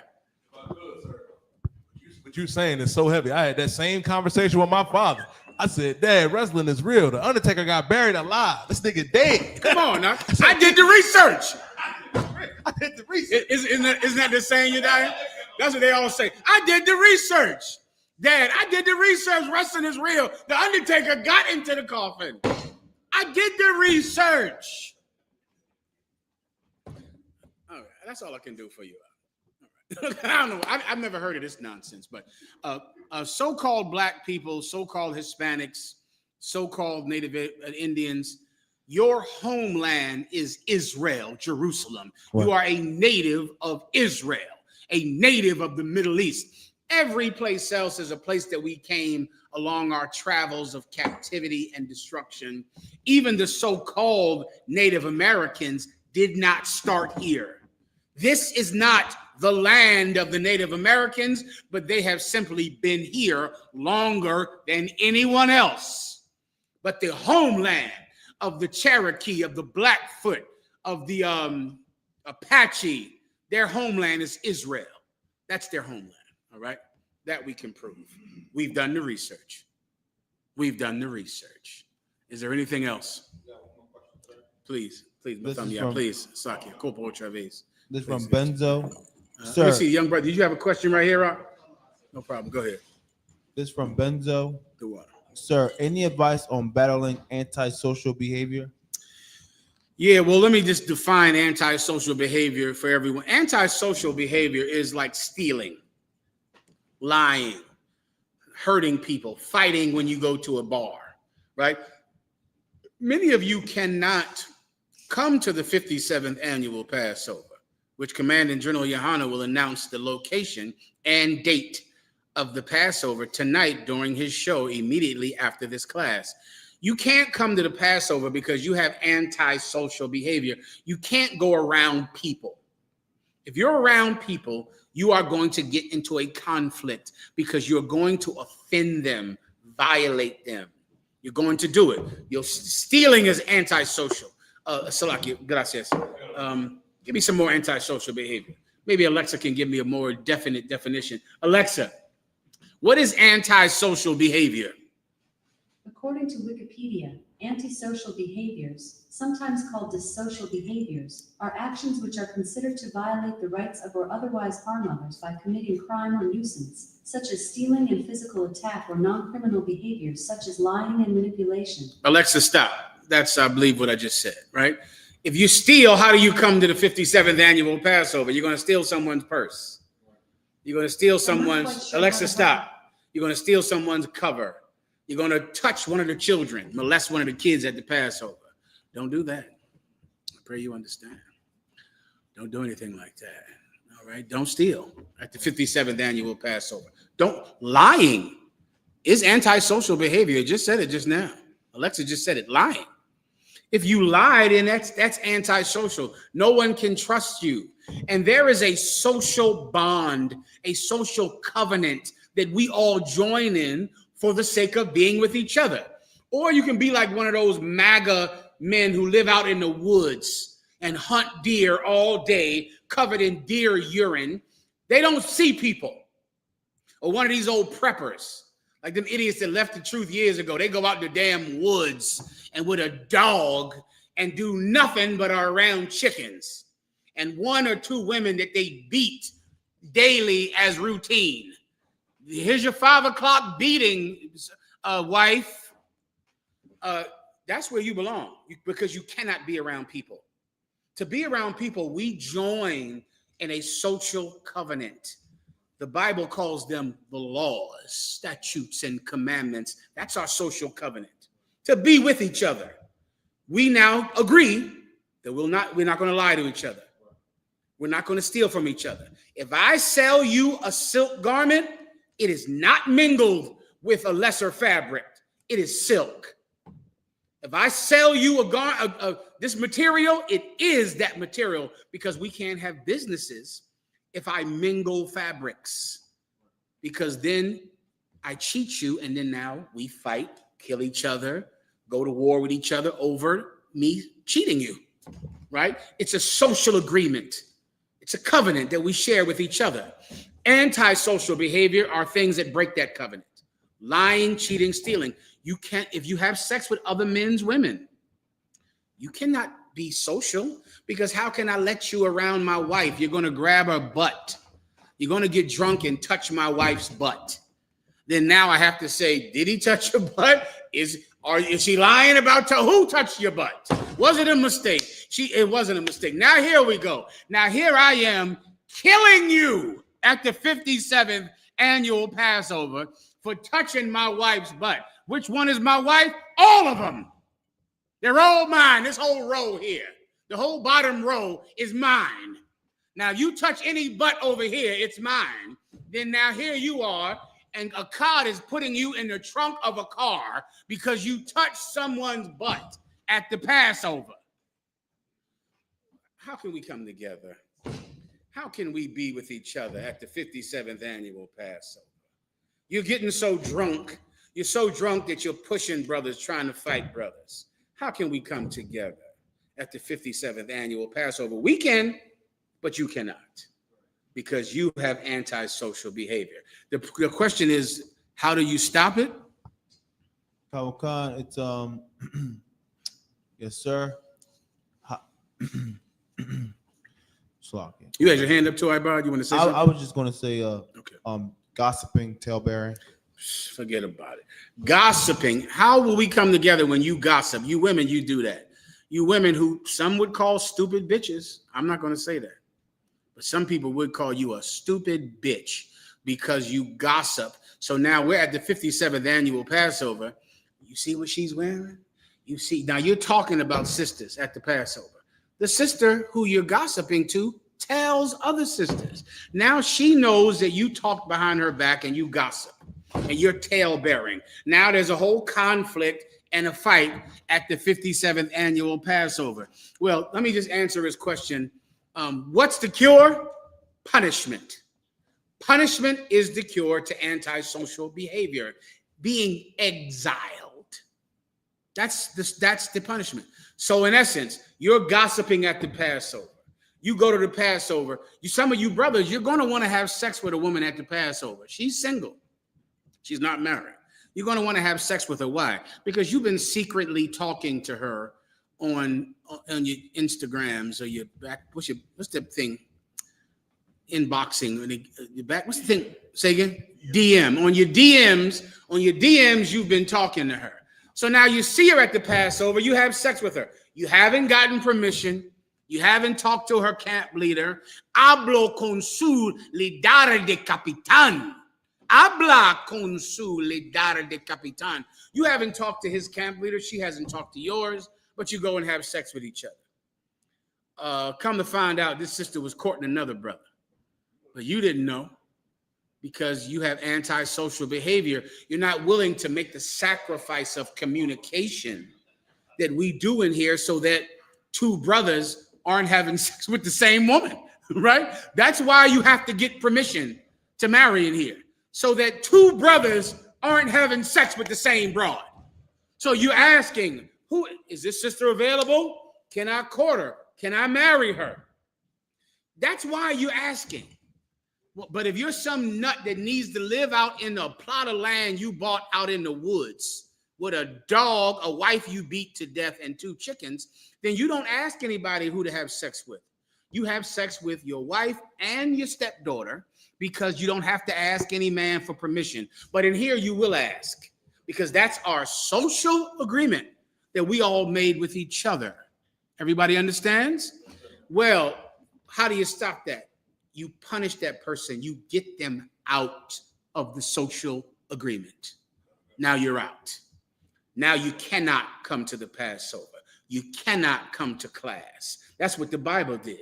The Bible exiled Israelites because of their uncleanness. They're exiled now. They can't come around. They are aliens from the Commonwealth of Israel. Now they can't come around. Now you're kicked out of the school because you go around a brother's child, you touch that child. You go around a brother's wife, you do something inappropriate with her. You go around sisters, you gossip about sisters or try to fight sisters. Some of you stupid bitches in there, I wouldn't call you that, but people would call you a stupid bitch. You find out that your man is talking to another sister in the school. You go and confront her and try to fight her at the 57th annual Passover. My God. Sister, you're never coming around again. And your husband is going to have 3 more women because I'm going to make sure of it just to punish you. You know I do that, Yediah. If a sister really disobeys her husband and embarrasses him on the internet, I go find women to marry him. I go look for it because I want this brother to have other women to hurt you, because you've broken our social agreement. We don't fight each other in here. We don't assault each other. If you're angry at someone in here, you take her to counsel. That's our agreement that we all made for the sake of being with each other. This year is the Passover. The Passover is coming up. I'm going to give you my usual warning that I traditionally do every year for the Passover, but Yediah, is it too soon? It strikes me like I'm taking the cake out the oven a little soon here. Okay, I'll give you one now, and I'll give you another one later if necessary, right? Now, when you come to the Passover this year, if you have a drinking problem, you're not allowed to have a drinking problem at the Passover. You can't have it. You're not allowed to have schizophrenia at the Passover. You're not allowed to be bipolar at the Passover. If you're some jealous bitch, you're not allowed to be a jealous bitch this week. Not here. If you're some brother that you argue with every brother that talks to you, you're constantly getting in an argument with every brother. You don't like to follow orders. The minute you get with a brother, now you're arguing with him. You are not argumentative at the Passover. All of your personal problems that you allow yourself to have every day, you are not allowed to have them that week at the Passover. If you have them at the Passover, I'm going to introduce you to some brother. His name is Shamgar. He comes out of the UK, right? Shamgar. And he comes out of the UPK. He serves at the pleasure of Captain Akkad Abirayim. Then you also have Laban out of Detroit. You also have Natazah out of South Carolina, right? And a few more brothers, Natazah Gabar as well. I'm going to get all those brothers together, and I'm going to have them teach you the lesson of transgression at the Passover. I'm going to have them give you the education that you so desire. Because I consider that you want an education when you misbehave at the Passover. You want to be taught the error of your ways. You need a correction so that you can uplift your people. You don't know how to uplift your people. Your behavior brings your race down. I'm going to give you a correction in the uplift of your people at the Passover, and Shamgar is going to do it at the Passover. All right? Everybody knows I'm not joking about this. This is not something I'm joking about. Allegedly, I've done this before. That's what they say. But, you know, people say a lot of things. All right? So now you come to the Passover, you behave yourself. You don't, if you have sex with a woman at the Passover, listen, if you're in the truth and if you get permission to marry, that's up to you. If you do not have permission to marry, do not marry a woman at the Passover simply because you bought a room. And I wish some of you dumb bitches out there, not that you are that, I wish you wouldn't just have sex with a brother who you've been breaking the 1 year rule with for 3 months, and you have sex with him at the Passover. He's only having sex with you because he has a room. Do you understand? Meaning, do you get that? Meaning, the reason that he did not have sex with you before this is because he didn't have a hotel room, right? Because surely he could have, I mean, you live, 10 hours from each other. He could have flew you into his city or flew into yours and had sex with you before the Passover. But he did not want to get a room because you weren't worth enough to even get a room when he didn't need to get one. But since he must get a hotel room for the Passover, he has a hotel room. It's just convenient for him to have sex with you at the Passover. Well, if you do it, and if later on you come to me and say, General, I was so stupid. I was just being dumb. You were dumb, you stupid, dumb bitch. And you're also a married, stupid, dumb bitch now. Now you got a husband. Call him. Talk to him. Tell him your problems. You know how many broads that call me? I tell them don't get married. Do not marry. Do not. They get married. And then now here's my damn, what's it called box again? Now my DMs is full of, can I get some counsel about my marriage? No, you cannot.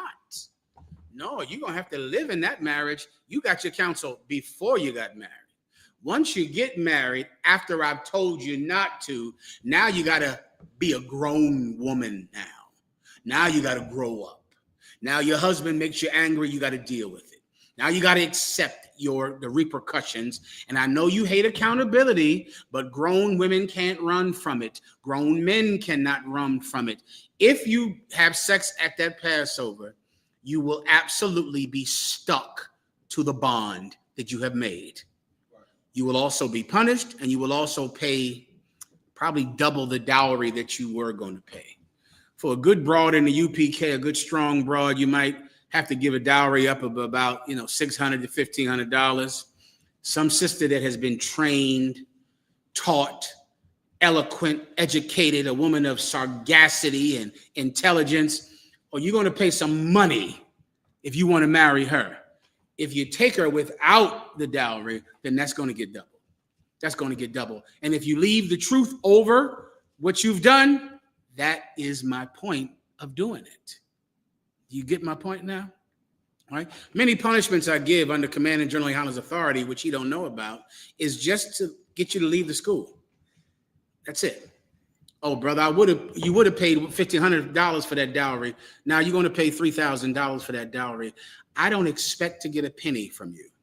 I just want you to leave the truth and take that stupid bitch with you. Does everyone understand? All right. With that said, I'd like to pass the class over to Priest Officer Mahayaman. Am I right? I'm sorry. You have one more question, please, Mahayaman? You got it. Go ahead.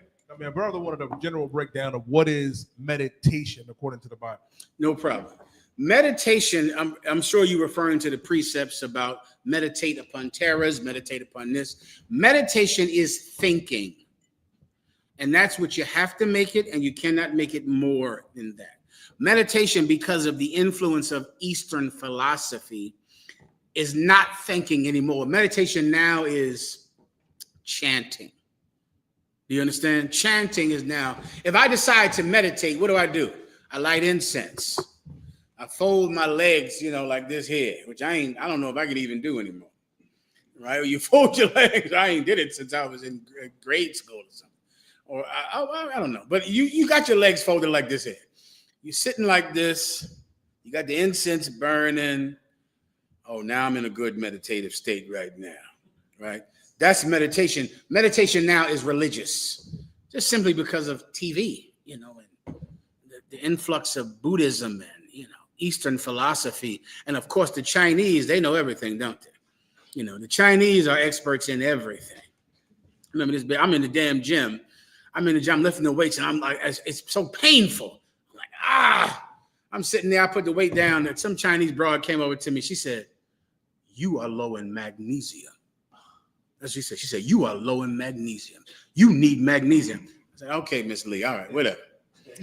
I go to the goddamn doctor. A month later, I was low in magnesium. I said, "You Chinese bitch." I was so mad. She was right. I looked at her, I said, "What? I'm low in magnesium. God damn it." Well, the Chinese people, everybody believes them. They say something, it's true. They say, well, listen, you got to fight like this. You got to do the kung fu, the karate. You can heal someone, hit them right here with their heart with your finger. They're going to die. People go, yes, that makes complete, total sense.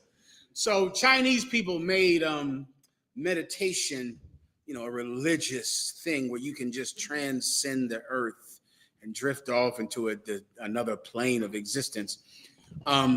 Thinking is meditation in the Bible. You're just thinking. Thinking is a lost art. Thinking was a lost art in the Bible. People didn't think. Just think at a time when survival is difficult, people will not think when they have to survive. People react. There's no food, and if the weather is bad and your crops are dying, people are not thinking. People are surviving. So thinking has always been something that takes discipline to do, because most people do not think, because thinking goes against reacting, surviving, impulse. You get my point? The Bible wants you to think. Think before you act, please. Did King Solomon use that thing? Did he, when he married those broads? Is that what you're talking about? Or when he was praying? And break it down. When he was with all his wisdom, I totally get what you're saying. Absolutely, King Solomon did. King Solomon would think. King Solomon was very rich, and he did not have to fight the kind of wars that David did. David did not think. You get my point? David reacted. He just reacted. He went to kill somebody, he killed him. The sister stopped him from killing someone. He thanked her. He thanked Abigail for stopping him from killing her husband and all of his men, because he did not think, because he had to survive. He was hungry and on the run and had to survive. And being in a survival mode stopped you from thinking, right? Solomon was rich and powerful. His father had won him the kingdom. He had the benefit, the privilege of thinking. And in doing so, he made great decisions, amazing decisions. Well, the art is to be able to be in a survival mode and still think, because Jesus Christ did that. Jesus Christ was hungry, thirsty, and still was thinking. Still did not allow himself to go into lust or greed or hunger, even though he was hungry and thirsty, even though his life was in danger. He could still think. A lesson that Commander Juliana taught me when I was young is to breathe in your nose, out your mouth, in your nose, out your mouth. Hold it for 10 seconds. Hold it for 15 seconds. Hold it for 20 seconds. Hold it for 45 seconds. Breathe out, push all the air out, because controlling your breath is controlling you. That gives me the pause I need to stop worrying and to start thinking. Thinking is meditation. All right, good to go? With that, pass the class over to Priest Officer Mathumya.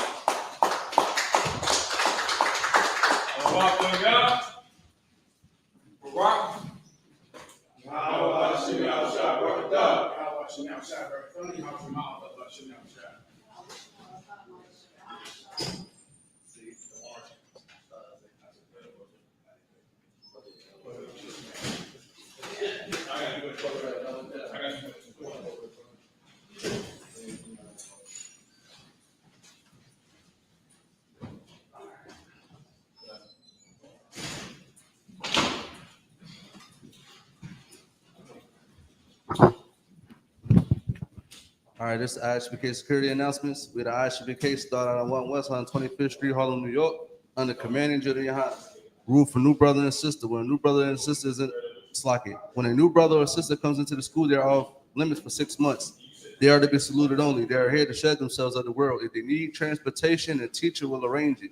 After 6 months, if a brother or sister has an interest in a particular person, he or she must get permission from the head to speak to a brother or sister.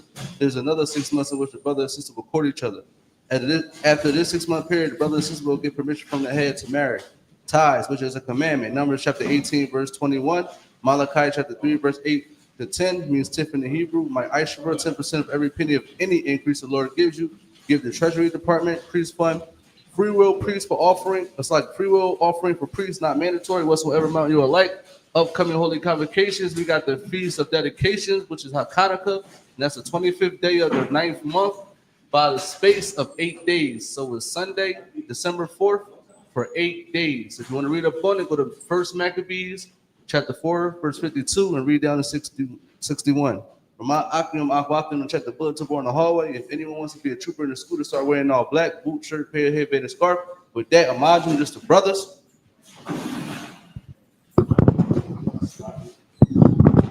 All right, men of Israel, we'll get the brothers on courtesy salute. Men of Israel, imagine Shabbat.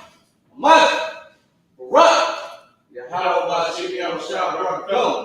After the time, hands down, sorry, we're going to face the sisters. That's his imagine. We're going to get the sisters on courtesy salute. Men of Israel, imagine Shabbat. Imagine. Barak. Yahweh, Shema, Adonai, Shemi, Yahushua. That's the time, hands down, class dismissed.